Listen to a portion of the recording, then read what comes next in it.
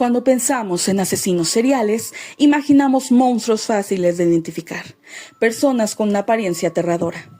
Pero Jeffrey Dahmer no parecía un monstruo. Parecía un vecino común, un joven tímido, incluso alguien que podrías ignorar en la calle. Pero detrás de esa apariencia normal se escondía uno de los asesinos más perturbadores de la historia. Hoy en Relatos Crime hablaremos de Jeffrey Dahmer.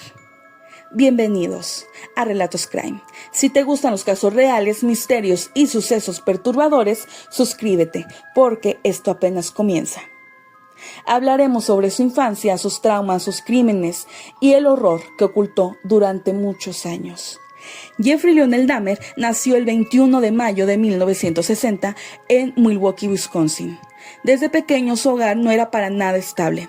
Su madre Joyce Dahmer sufría graves problemas emocionales. Tenía ansiedad, depresión y, según familiares, también episodios de comportamiento errático.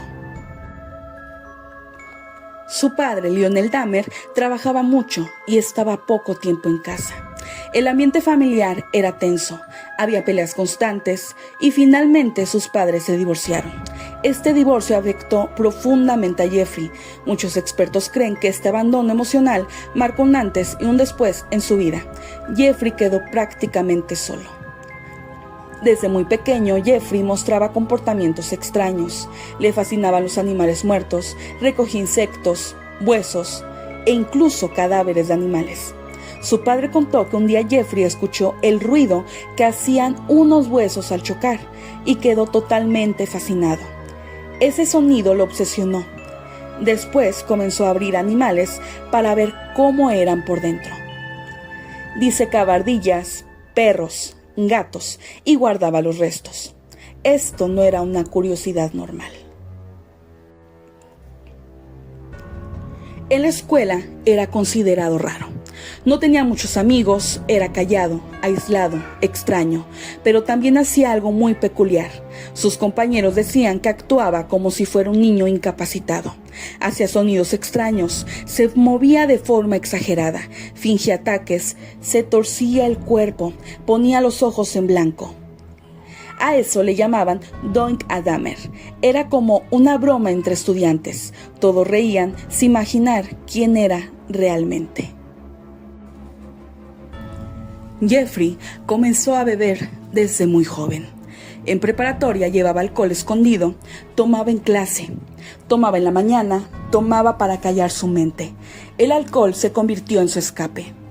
El 18 de junio de 1978, pocas semanas después de graduarse, cometió su primer asesinato. Steven Hicks, un joven de 18 años. Lo invitó a su casa, tomaron cerveza. Cuando Steven quiso irse, Jeffrey no soportó, perdió el control, lo golpeó, lo estranguló, luego lo desmembró y así comenzó el horror. Después de eso vivió con su abuela y por un tiempo pareció mejorar. Su abuela lo quería profundamente. Intentó ayudarlo, le daba estabilidad, le daba cariño, pero Jeffrey seguía matando. Incluso cometió crímenes mientras vivía en la casa de ella. Muchos creen que ella nunca imaginó lo que ocurría. Jeffrey atraía a hombres jóvenes, les ofrecía dinero, fotografías, alcohol. Cuando estaban vulnerables, los drogaba y después los asesinaba.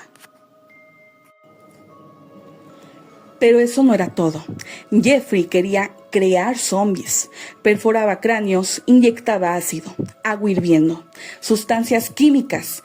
Quería que sus víctimas siguieran vivas, pero sin voluntad, completamente controladas. Pero hay una parte del caso de Jeffrey Dahmer que muchas personas no conocen, y es la historia de su vecina. Su nombre era Glenda Cleveland. Vivía cerca del apartamento de Dahmer y durante mucho tiempo se quejó del olor horrible que salía de ahí. Ella decía que olía a carne podrida. También escuchaba ruidos extraños. Pero lo más impactante ocurrió en 1991, cuando un adolescente de 14 años, Conerak, logró escapar del apartamento de Dahmer.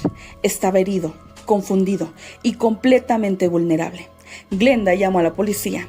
Intentó advertirles que algo estaba totalmente mal, Pero Jeffrey Dahmer convenció a los oficiales de que el joven era su pareja y que solo era una discusión doméstica. La policía le creyó y dejaron que Dahmer se lo llevara de regreso. Horas después, el joven fue asesinado.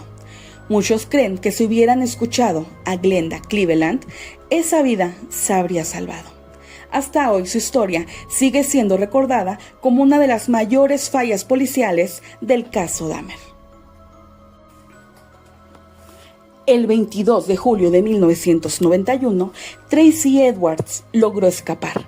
Corrió por la calle Esposado. La policía lo encontró. Entraron al apartamento y descubrieron el infierno. Jeffrey confesó 17 asesinatos. El mundo quedó horrorizado. Fue condenado a múltiples cadenas perpetuas. Y en prisión ocurrió algo inesperado. Jeffrey pidió bautizarse. Sí, dijo haber encontrado a Dios. Y fue bautizado en 1994. Muchos creyeron que buscaba redención. Otros dijeron que era imposible perdonarlo.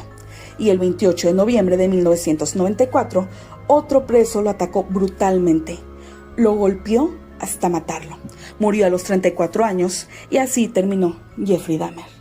Décadas después, Netflix lanzó la serie Monster, la historia de Jeffrey Dahmer. La serie volvió a poner el caso en boca de todos, pero también generó mucha polémica, porque las familias de las víctimas dijeron que revivió su dolor. Muchos la criticaron por humanizar demasiado a Dahmer. Otros dijeron que ayudó a entender cómo pudo pasar algo así. Y tal como lo describe la serie de Netflix, el 10 de mayo de 1994 tuvieron lugar 2 eventos paralelos para los asesinos, que coincidieron a su vez con un eclipse solar, el bautizo de Dahmer y la ejecución de Gacy. Aunque esa no fue la única coincidencia en sus vidas, porque el payaso asesino fue detenido en 1978, el mismo año que Dahmer mató a su primera víctima, Stephen Hicks.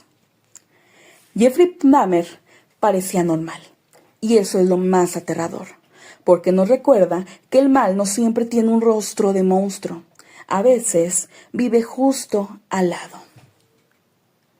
Recuerda, no todos los secretos permanecen enterrados. Nos vemos en el próximo Relato Crime.